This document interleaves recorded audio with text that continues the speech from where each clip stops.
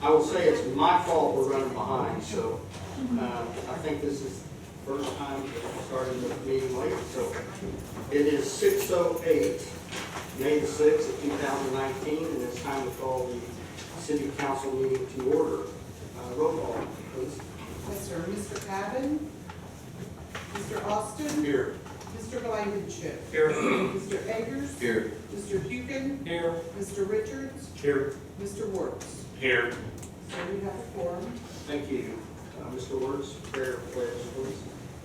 Everyone bow their head. Father, be with our mayor and city council as we conduct the business of our city with fiduciary responsibility.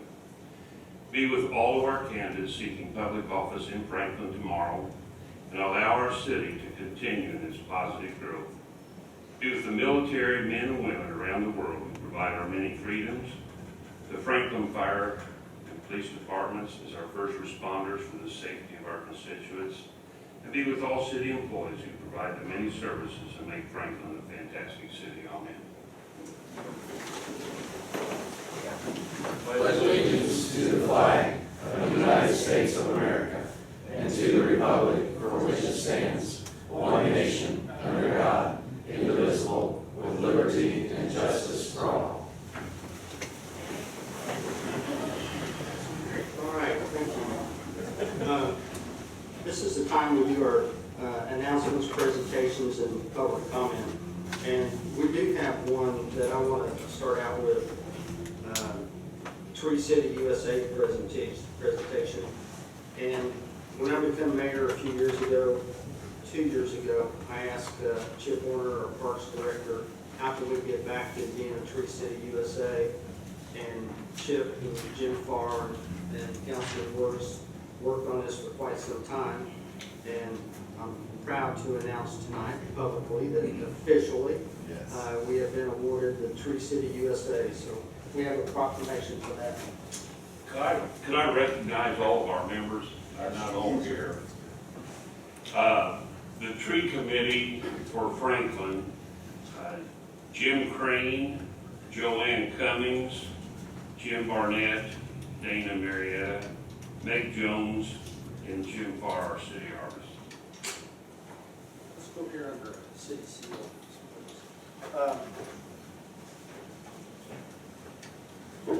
Those of you who don't know, our arborist here is taking a different job. He's still with the city, but he's still going to be here. So on this day, the City of Franklin, a proclamation in honor and recognition of National Arbor Day.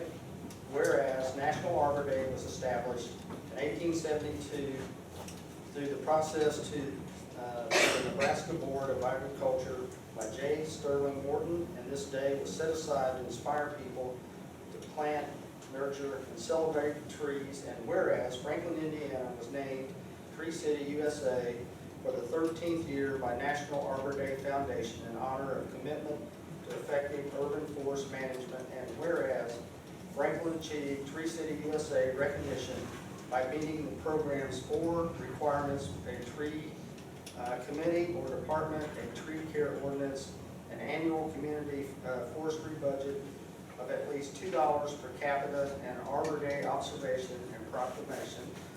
Excuse me.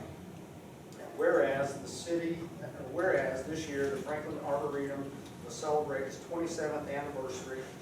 If ever there was a time for trees, now is the time. And whereas communities worldwide are facing issues with air quality, water resources, personal health and well-being, and energy use. And whereas residents of Franklin should be proud to live in a community that makes the planting and care of trees a priority. It is something we shall continue to do for the next generation, and something for which we thank those who went before us. Now, therefore, I, Stephen D. Barnett, by virtue of the authority vested in me as mayor of the city of Franklin, Johnson County, Indiana, now hereby proclaim April 27, 2019 as National Arbor Day in the city of Franklin, Indiana. So, thank you.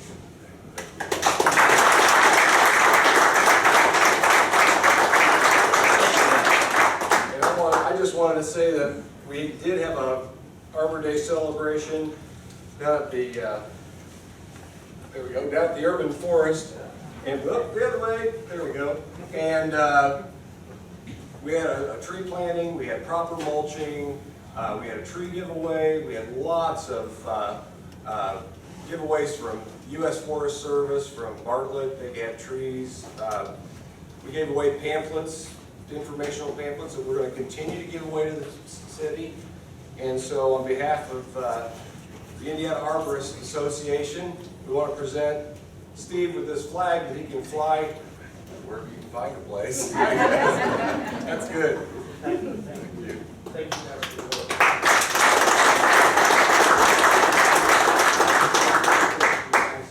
Hang that with you. Thank you, I appreciate it.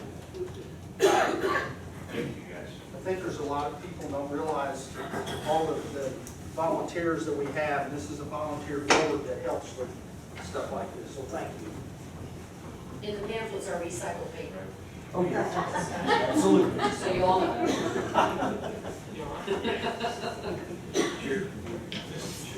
I knew this a few weeks ago, but we had to keep it under wraps until they finally said, okay, let's do it tonight. So anyway, is there any other announcements, presentations, or public comment? Hearing none, we will go to the consent agenda. Move to read consent agenda. Move to approve the consent agenda. Move to approve. Okay, we have a Second. second by Mr. Agers. All those in favor? Aye. Okay. Now we go to old business. This is a Move to read old business by title only. Second. Okay, and second by Mr. Wertz. This is a public hearing tonight. I think we've heard this. Need to vote on. Okay, we have a motion to read by title only. All those in favor? Aye. Any opposed? Hearing none. I think it's a public hearing. It's been on our agenda, I know, at least once. It seemed like. It has. It was their last meeting, now it's set for the public hearing, sir. Okay, Common Council Budgetary Ordinance Number 19-05, an additional appropriation, local road and bridge matching grant fund capital 2019-258-004400, an amount of $1 million. Common Council Budgetary Ordinance Number 19-05. So it's now open for public hearing. Is there any questions? We have talked about this, I think, the last two meetings. This is where we received a grant from NDOT, $1 million community crossings grant. It's a matching grant, which is a good thing for our community. Is there any questions, comments from the public? Hearing none, we will close the public hearing. Move to approve budgetary ordinance 19-05. Seconded. Second by Mr. Richards. All those in favor? Aye. The next item is also open for public hearing. It's Common Council Budgetary Ordinance Number 19-06, an appropriation reduction from NVH Fund Capital $500,000, LRS Fund Capital $175,000, and the General Fund Board of Works Capital $325,000. This is where we are getting our, it's already money that's budgeted, and we are getting the funds for the matching grant. So is there, it's open for public hearing. Does anyone have a question or want clarification? Hearing none, we will close the public hearing. We are essentially appropriating our million to get their million. That's it in a nutshell. I move to approve budgetary ordinance 19-06. Second. We have a motion and a second by Mr. Austin. And all those in favor? Aye. Okay, and just for those that wonder why we passed that so fast, it's the second time that it's on the agenda, and we talked about it in pretty good detail last meeting. New business, Move to read new business by title only. Second. second by Mr. Agers. So, update of the tourism agency progress. Ken Koski, Director of Tourism, Festival Country Indiana, Johnson County, CDP. Thank you for your time. Because you guys started 10 minutes late, I'm going to cut down my 2-hour presentation into 1 minute. I just wanted to share a few things. I've obviously given you our printed guide. It's kind of a brochure that residents and visitors can use to access all the great things in our communities. Also in front of you is our annual report, and I won't go over that now, but you can take a look, and that's pretty much a summary of what we did in 2018. This year, I'm pleased to report that of the 13 grants that we awarded, 7 of them are returned right here to Franklin. So that's to the city of Franklin, the Parks Department for their Halloween Town, also Discover Downtown Franklin, the Art Craft, and several other groups.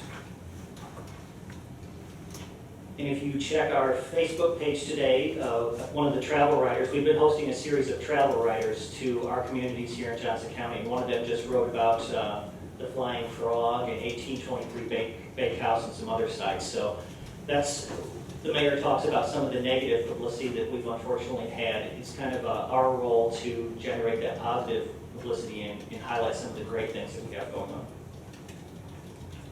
on. We're also working on our long-term plan. So I talked a little bit about the grants that we did. What we'd like to do in the future is amp that up and really fund some big projects that could make a difference in our communities.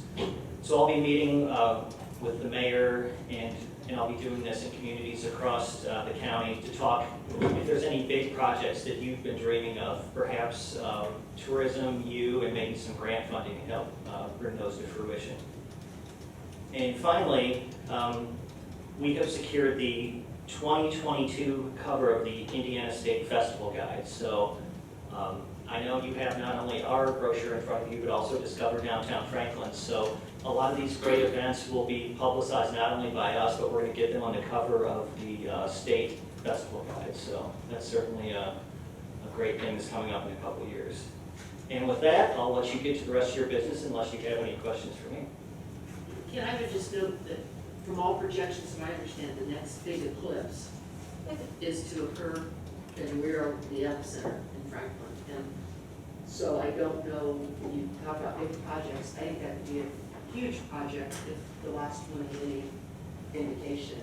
Yeah, I'm glad you brought that up. We had the foresight to buy the domain eclipsefestival2024.com, I believe, something to that effect, but it's directing to our website. We've already built a page.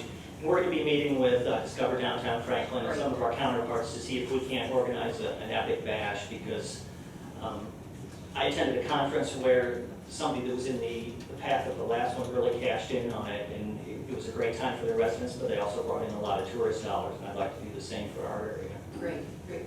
2024 is not all that far away. It's time flies.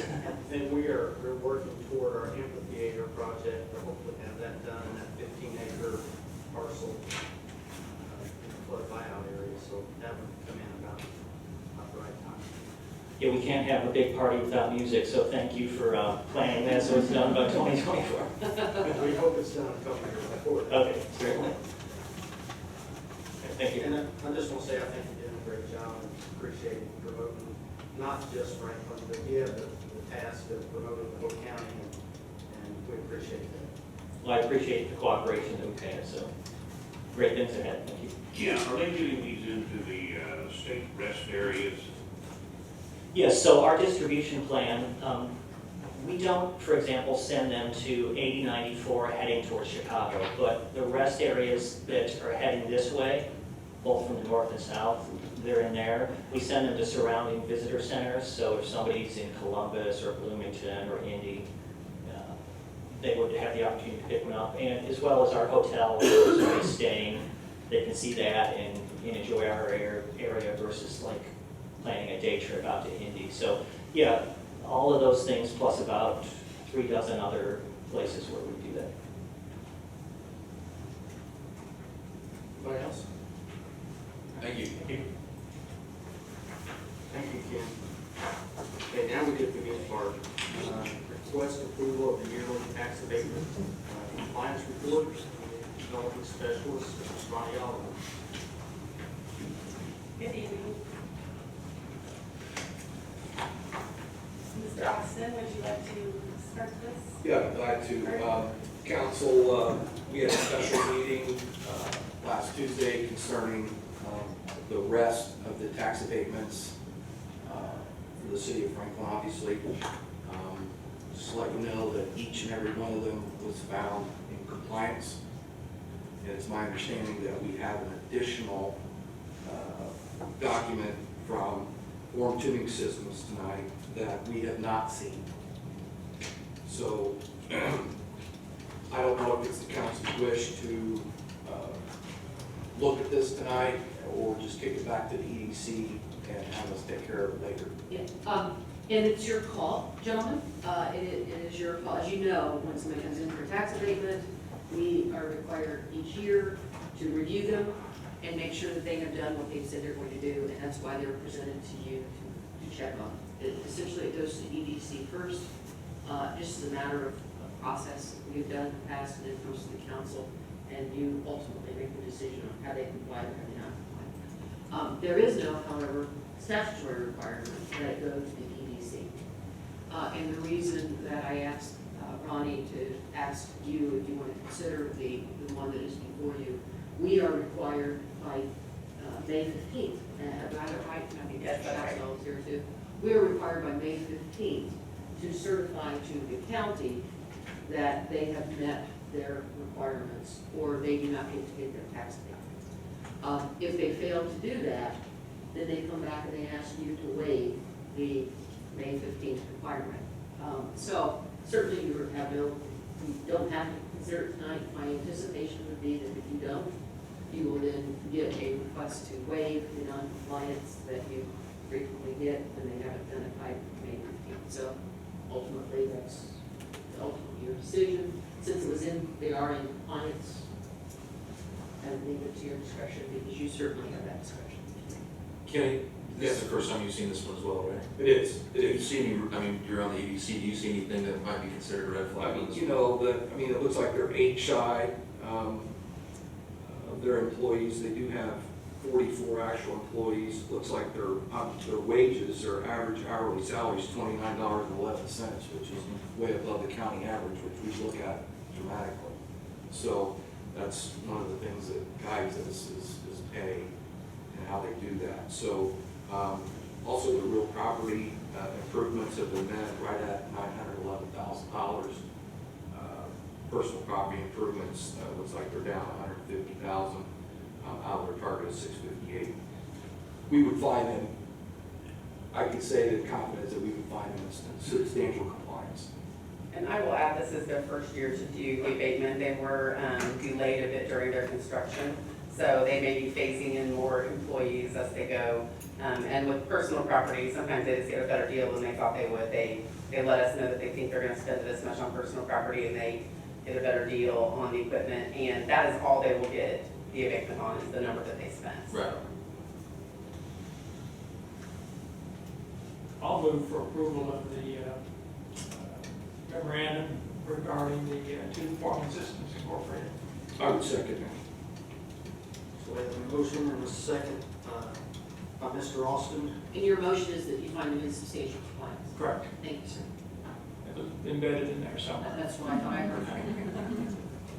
And we have a motion and a second. All those in favor? Aye. Any opposed?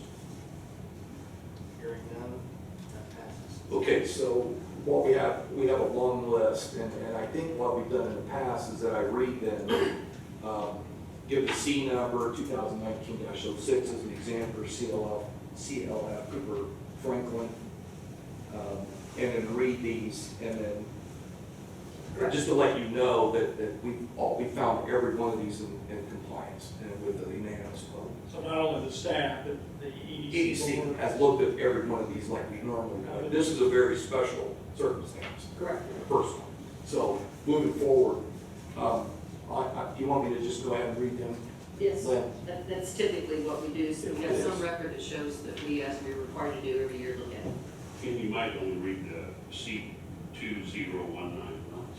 Okay, all right, so C 2019-06 is CLF Cooper Franklin, C 2019-16 Fisher Contracting, C 2019-22 is Innovative 3D Manufacturing, C 2019-34 NSK Corporation, C 2019-35 NSK Corporation, C 2019-36 is NSK Corporation, C 2019-37 is NSK Precision America, C 2019-41 Powdered Metal Technicians, C 2019-45 Rapid Prototype Engineering, C 2019-48 Superior Systems and Supply, C 2019-49 Sunbeam Development Corporation, 2019-50 Tippman Realty Partners, phases 1-3, and C 2019-51 Tippman Realty Partners, phases 4 through 6, and C 2019-53 Urban Air.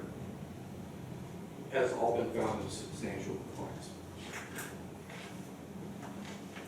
And with that said, Mayor, I make a motion to approve. Second. Second by Mr. Wertz. All those in favor? Aye. Any opposed? Okay, hearing none of that. Thank you very much. We will now certify that to the county, who will now make record, and that they will then be permitted to take the abatement that they were previously granted. I have one question, and that was on Sunbeam Development. Has anything been done with that property? There are no employees there yet. They strictly gave us the real property numbers, the amount of money that they've spent on the property itself. There are no employees, and as far as I know, it is not sold. Do you know? It's not, no. The subsequent abatements will be applied to whoever does the build out, and that will be tied to salaries and employees. And for you that doesn't know what Sunbeam Corporation is, it's a 933,000 square foot building, the biggest building in the county. It's out by the interstate, that they invested over $20 million in to build that building. So that's it. Thank you, Ryan. That gets us to Common Council Resolution 19-05, approving an amendment to the Economic Development Plan for the DS 31 Economic Development Area, and Common Council Resolution number 19-06, approving a lease between the City of the Franklin Redevelopment Authority and the City of Franklin Redevelopment Commission, and pledging local income tax revenue. RDC Attorney Rob Shastall and Community Development Director Kristen Lincoln. Good evening. You're up, Rob. Thanks. I'm Rob Shostall, Redevelopment Commission Attorney. There are two resolutions on your agenda tonight.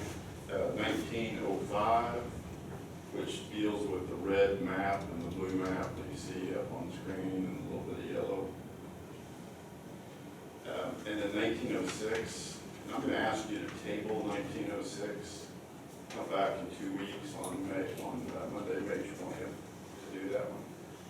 That one deals with the financing and how the legal structure has been set up to make this a legal bond issuance. And there are some moving parts that relate to this. Well, I started telling you what it relates to, I've never stopped. So, short story is, I'm asking you to table 1906, and I'll be back to discuss it with you in 2 weeks. But then I'd like to get into the meat of 1905, if that's acceptable. And Rob, I think we talked, as significant as the paperwork is that you've distributed, if the council members individually wish to ask questions of Rob, I know when you're reviewing it the next couple of weeks, feel free to reach out to him. So it's a lot of details to get here in terms of that. So Rob and I and the mayor spoke this morning and thought, when something is significant, we want you to have an opportunity to reach out and ask questions. And you've only had it since Friday, so please do so. Obviously, don't meet together. That would be inappropriate as a group, but certainly individual questions and fact finding is appropriate. Thank you, Rob.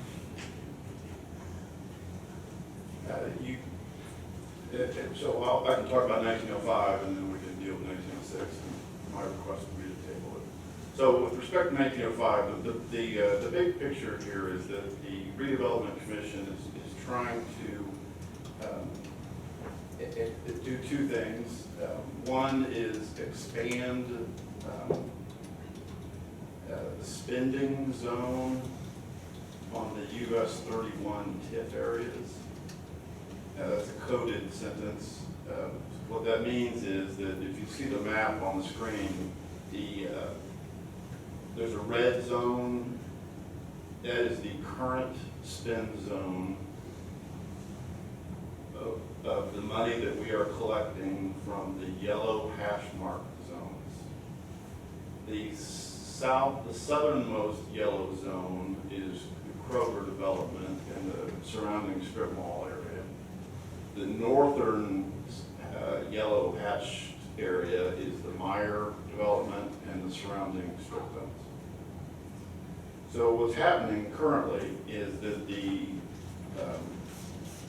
additional real estate taxes, those yellow hashed areas are throwing off, being captured by the redevelopment commission, and that's TIF money. Currently, and this was all with approval done last year, city council approval, planning commission approval, etc. Currently, the money that we're capturing in those yellow zones can be spent in the red zones. And that red zone currently ends at Jefferson Street on the south end. That would be basically Jefferson Street. And then on the north end, it's Knollwood. The proposal in front of you would create, would expand the red zone to pick up the blue zones. So instead of blue, what you would then see is red. So that's the change we're making. So let me just repeat myself a couple times, just so they're clear. The only real estate taxes that we are currently capturing are coming out of those yellow hash marks. We are making no changes to that.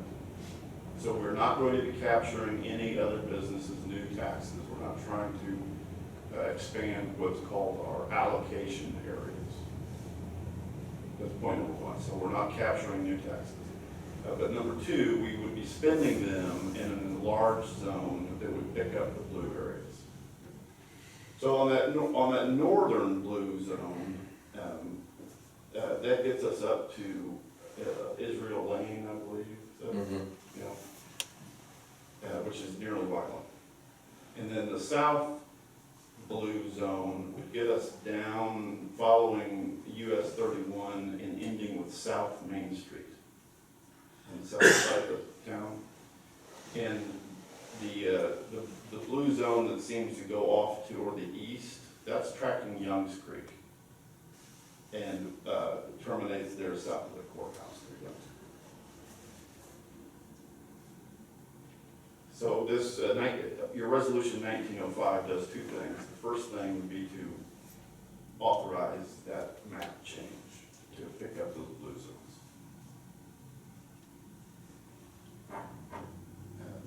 The second thing 1905 does is approve the projects that are listed in the development plan. In the two projects listed.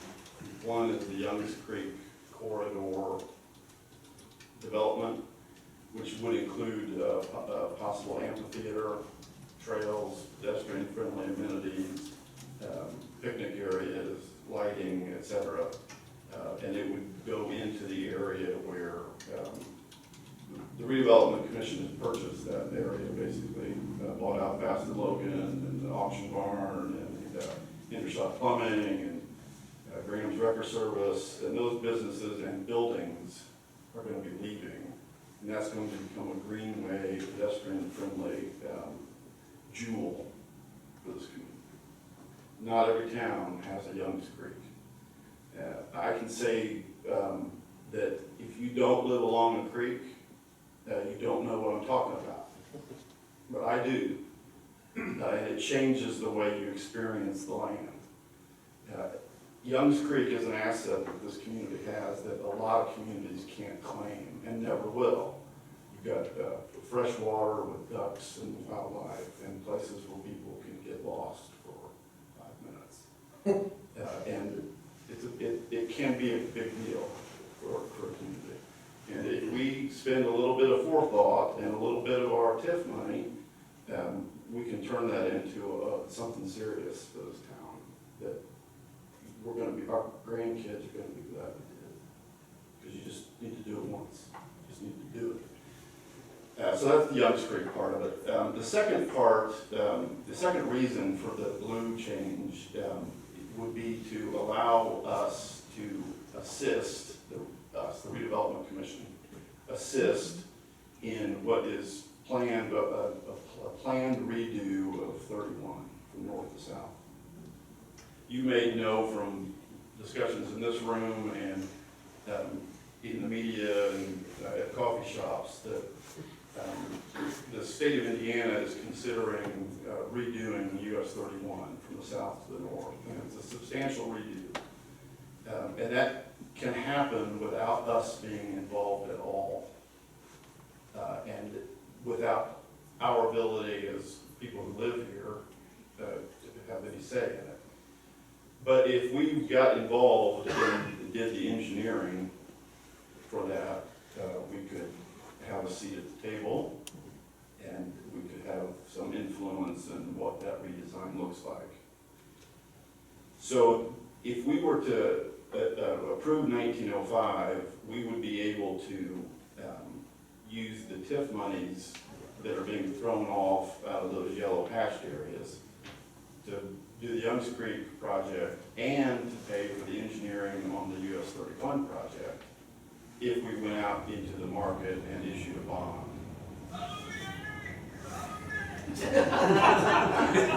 Are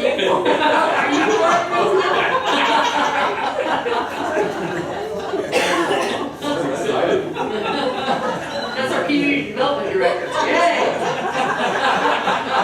I'm excited about it.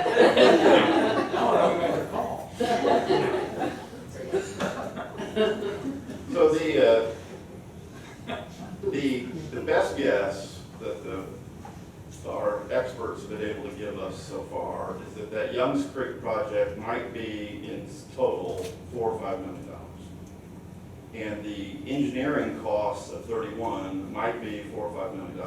So we're talking about $10 million. In order to do that, we've got to create a legal structure that is complex and surprisingly complex.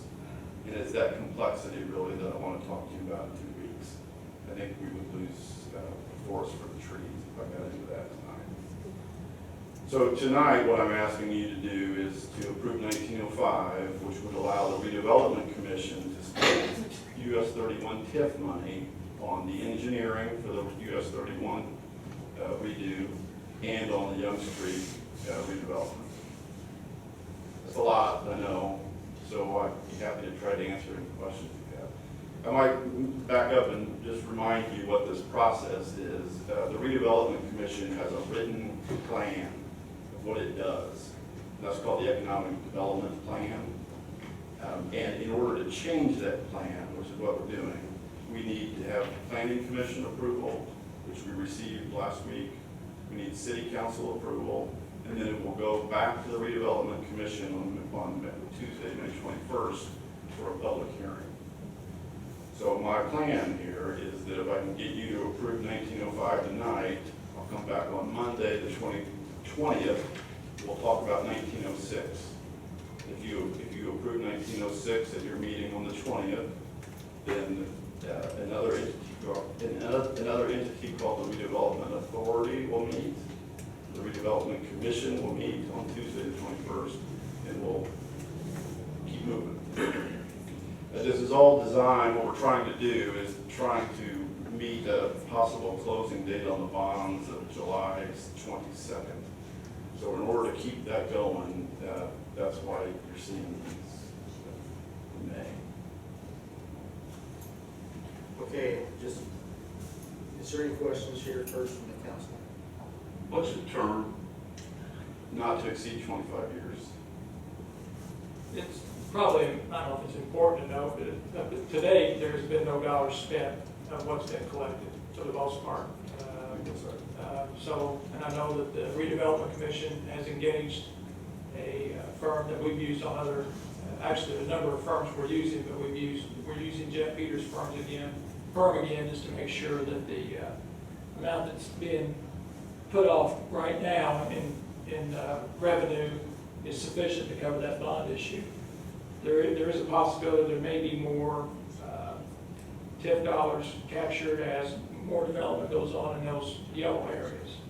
But I would like, Richard, you've kind of been beating the drum for a long time, I know the mayor you have as well, as far as explaining when that highway is redesigned, and it's going to help pedestrian traffic. And Richard, you might elaborate a little bit of what, maybe not everything that you've got envisioned, but at least some of the things that you championed this bond issue, I mean, this TIF area to begin with. I think the mayor did too. The concept was to provide a way for the citizens of Franklin on the east side and west side safely to get back and forth. With the new high school being built on the west side of Franklin, there's no easy way for our young children to access the high school and the facilities via walking, bicycles. Right now it's predominantly with vehicles and transportation. We envision trails and the possibility long-term of overhead transportation over 31, providing a safe access to east and west. When the county fair goes on, there's a lot of foot traffic back and forth across 31, sometimes playing dodge for the cars. And with this new injection of dollars from the state and possibility of trails, more access across safely, that is when we talked with the school and the city to move forward with this TIF. And this is the way the dollars were envisioned to be spent. And hopefully there's some other improvements for the 31 corridor. Mayor, the state has indicated with our 10 million, they are upwards of 40 million to match it. So this is, Rob is right, this is big. This will affect our community. One other thing, I know Mr. Abbott would want this to be said because he has been wanting this for quite some time while he's been on the council. The northern blue section as well would be able to connect the Knollwood Farms and North Point subdivisions to the city. And I know that's something he's been striving to do for District 5 for quite some time. With that, I move to approve resolution number 19-05 and table 19-06. Second. We have a motion and a second by Mr. Richards. Before I say that, let me back up. Is there anybody from the public that would like to ask questions or want to know anything about this project before we approve that? Hearing none, then we have a motion and a second. All those in favor? Aye. Any opposed? Hearing none, thank you, Rob. We'll see you in 2 weeks. Thank you very much. Thanks, Rob, for your help. Thanks, Rob. That gets us to other business, and I'm gonna, before we go to council member comments, I'm gonna slow down a little bit here. I was in kind of a hurry the last meeting, trying to get over, so we wouldn't be late for this meeting, so I kind of rushed through this. But I want to give an update to the council. I know that I talk to each of you individually quite often and try to give an update on where we're at in our environmental stuff. As a lot of you know, all of you know, I think, I've been keeping a daily log of everything that we do, our staff, Tara and myself. It's quite a lot of man hours, so I keep this daily log, and I'm giving a quick summary of where we're at today. Okay, I just want to start out by saying that I have stayed sensitive to the concerns of everyone, and I will continue to work with the responsible agencies, IDM and EPA, to ensure they hold the responsible parties accountable, which that is the businesses that could be affecting any contamination. In July, I met with, if it was your child group, to hear their concerns and the relationships, the relationship that they have with the Edison Wetlands, which is an environmental action group from New Jersey. They conducted 15 indoor ambient air tests at scattered locations around the city. They had 3 detects that were above the acceptable levels of volatile organic compounds known as VOCs. Within a few days, a group of us, including Mr. Eggers, Councilman Eggers, and representatives from the school, and Lynn, and city engineer, we met with IDEM, EPA, and the State Board of Health, and we was told by these responsible agencies that the city of Franklin is safe.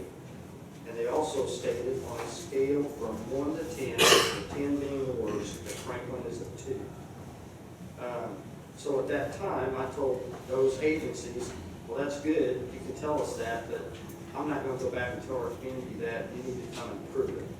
So EPA and IDEM at that time agreed to do additional testing, and it was also at the same meeting that the Indiana State Department of Health told us that Franklin does not have a cancer cluster. So in August, the school corporation, Franklin College, and the owner of the 400 Forsyth Street conducted their own test on indoor air quality, and all these test results come back with no detects or well below the acceptable levels of any contamination.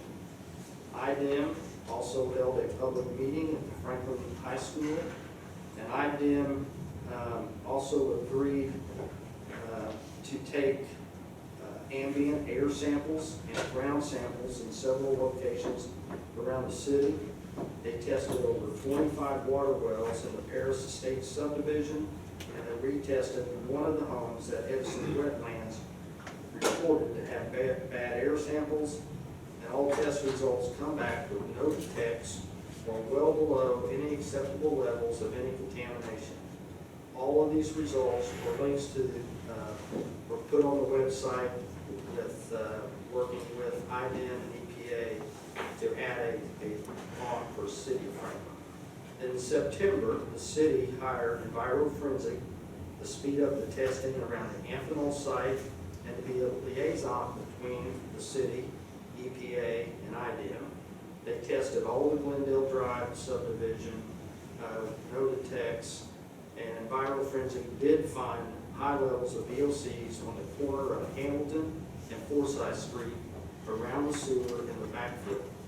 EPA is a responsible agency over this investigation, and at that time, the EPA took that investigation over, and they also agreed to have weekly phone conferences to keep the city up to date on the process.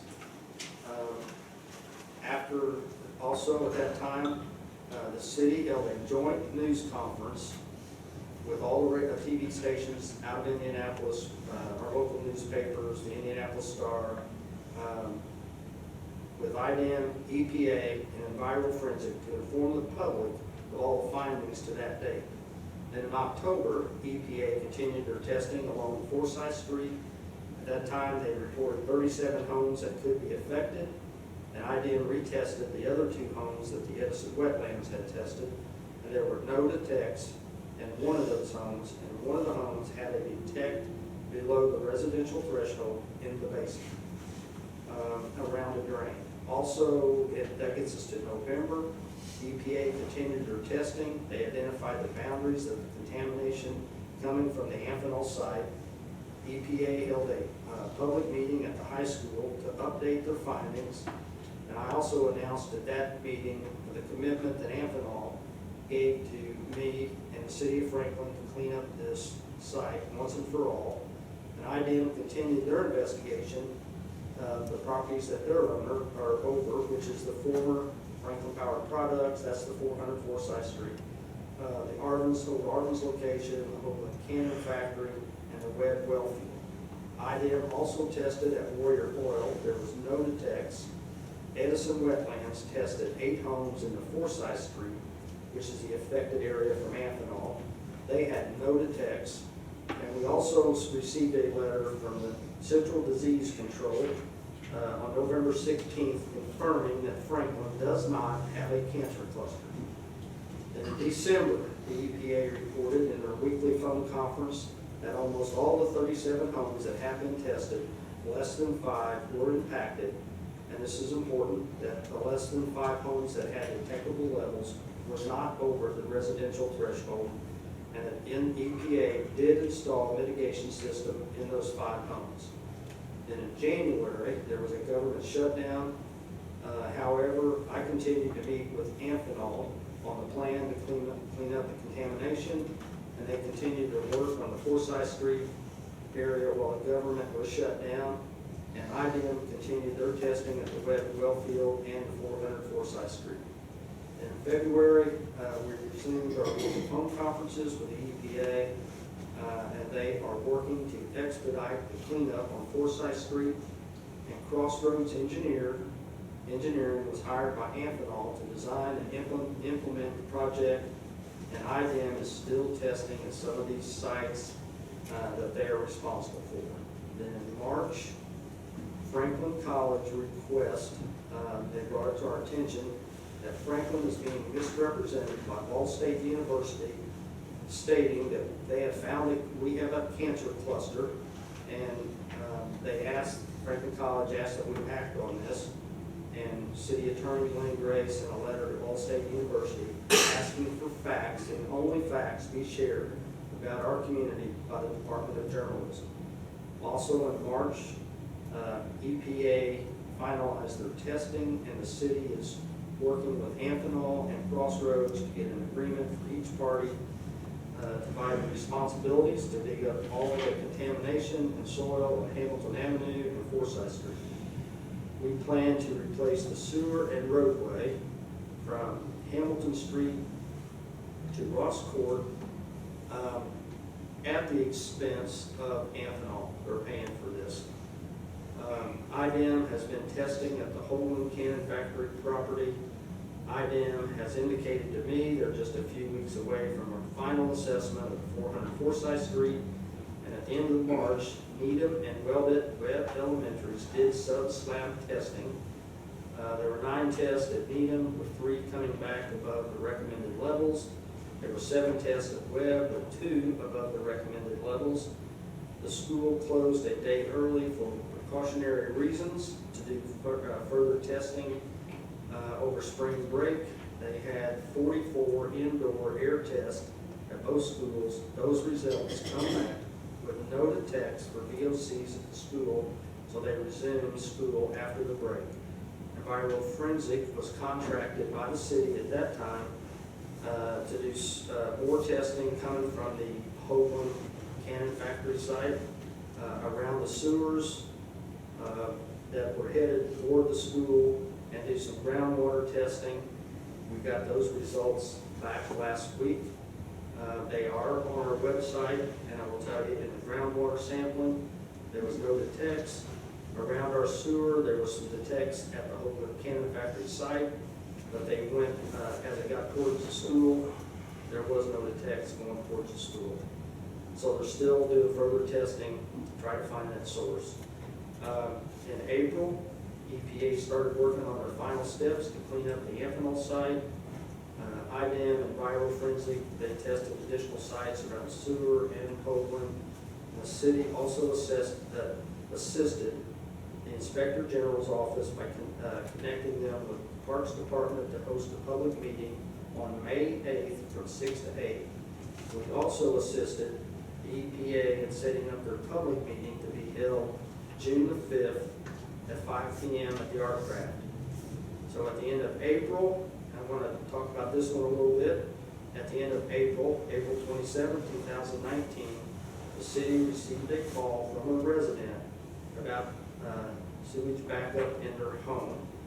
And the Department of Public Works reports that the Franklin Public Works responded immediately to the 9 p.m. call on a Saturday night and worked overnight to construct and operate a bypass pumping system so that residential service was not interrupted. And what we mean by that pumping system, from one manhole to the next manhole, they set up pumps to pump any kind of sewage to the next manhole will not back up in homes.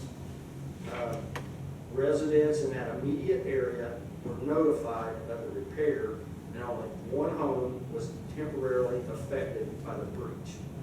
The repair was completed on April 29th with the installation of a 15-foot segment of 8-inch PVC pipe to replace the collapsed clay sewer segment. Clean backfill was placed around the new sewer line and replaced pavement damaged by the break and repair. The same collapse likely resulted from cleaning tree roots from inside the sewer pipe, as it is an old sewer pipe that we would have already fixed if it was not for what we're fixing to do with Amphenol. So as part of a camera inspection that was done the previous week, the affected sewer system, a segment, is within an area of contaminated sewer, soil, and associated soil that EPA has identified for remediation by Amphenol. Amphenol's consultants, IWM, oversaw the contamination of approximately, the containment, it's tired of reading a lot. The containment of approximately 50 cubic yards of excavated soil into 5 roll-off boxes that are being stored temporarily on the former Amphenol property in secure location. The 6th box, which is empty, is also being stored on site.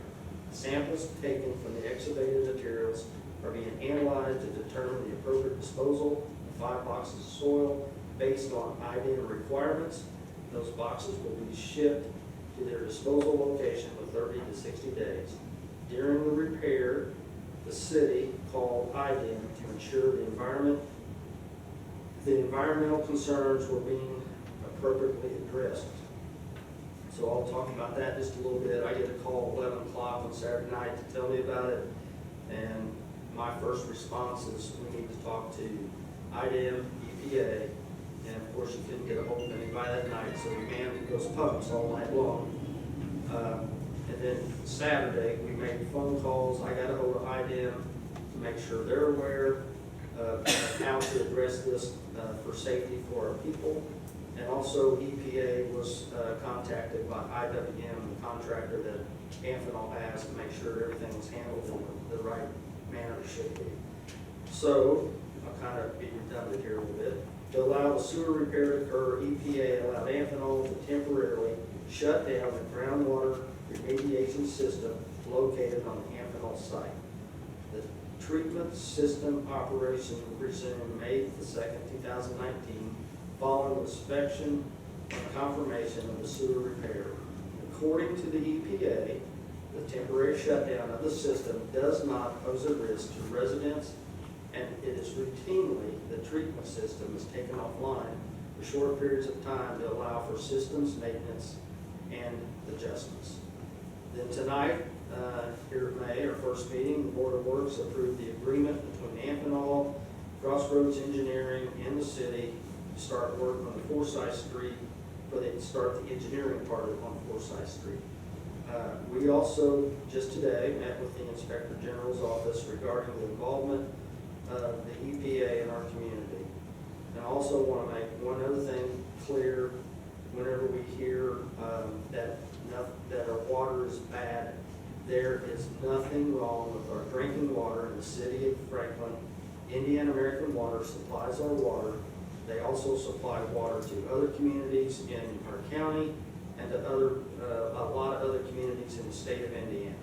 So as you can tell, Tara and I, along with other city staff, have put many hours, and the taxpayers have spent thousands of dollars trying to get to the bottom of this.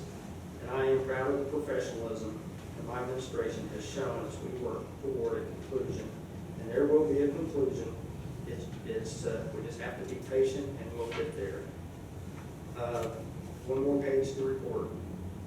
To date, the city of Franklin has spent a total of $60,650, and this doesn't count on all the man hours that's been put into this.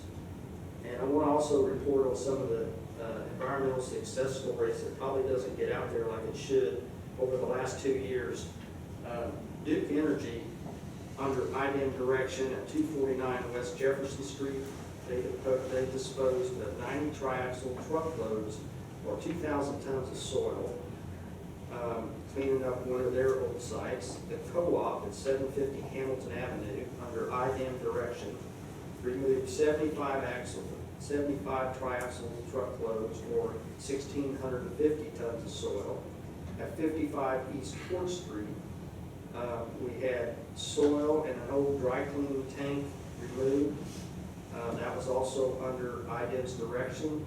And as we was building our walkable alleyway, that was discovered. We didn't have any idea it was there, we discovered. And that has been cleaned up. As Jefferson Street, phases 4 and 6 were being constructed, the contractor found and removed 4 tanks as we were doing that, and all the contaminated soil around those old fuel tanks.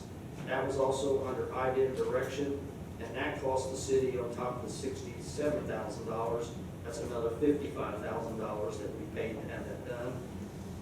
And then on Providence Street, the city signed off on a $120,000 brownfield grant to remove tanks and any affected soil that was in this building. A person bought it, and it's been cleaned up and redeveloped, and that was also under IDEM supervision.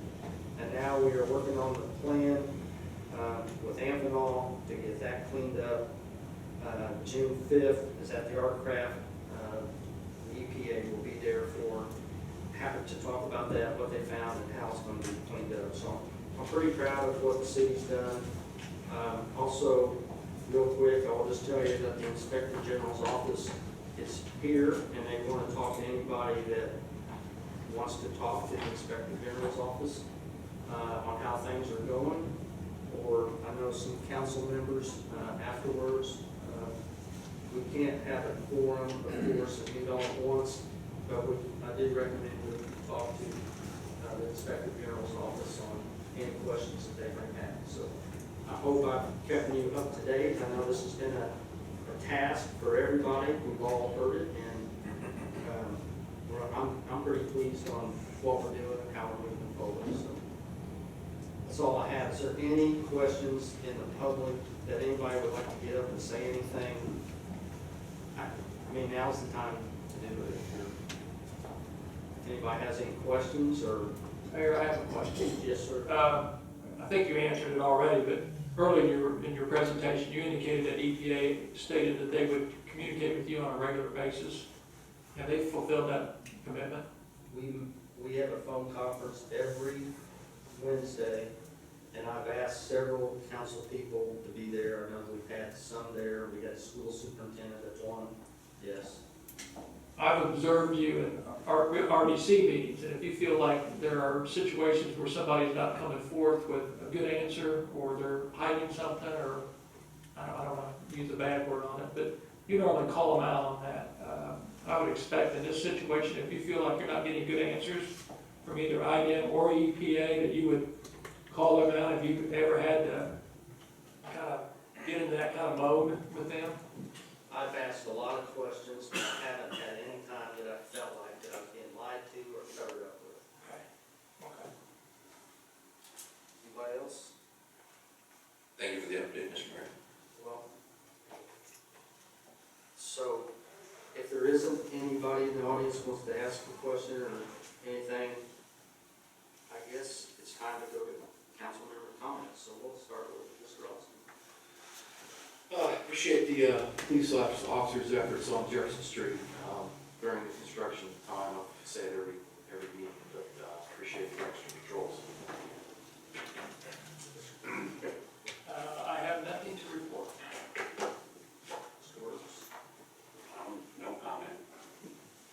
Let's just go right here. Okay, I'll report, that we reached out to the county, and as you know, we try to cooperate with everybody, and every once in a while, officers down there will have jury trials in the county courthouse, and that creates a bit of a problem for persons, jurors who are summoned to the courthouse, and they park around the courthouse, and our police officers are doing a really good job, so they are issuing them tickets, and yet these jurors are not permitted to leave because the judges won't let them leave. So, in a cooperative effort for our citizens, the Board of Works tonight approved a juror parking placard.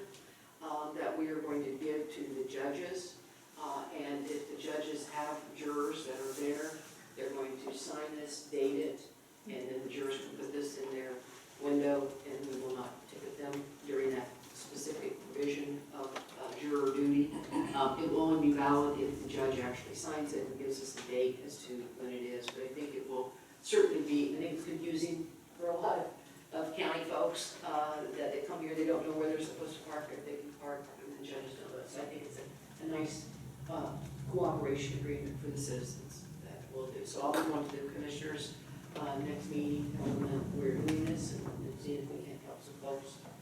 And I'll make it very clear that judges don't get a free pass. Mr. Evans? I have nothing additional, sir, thank you. Then you already have a free pass. Oh, is that it? Thank you. No, don't say that. Nothing additional, sir. Nothing additional, so. Ms. Rose?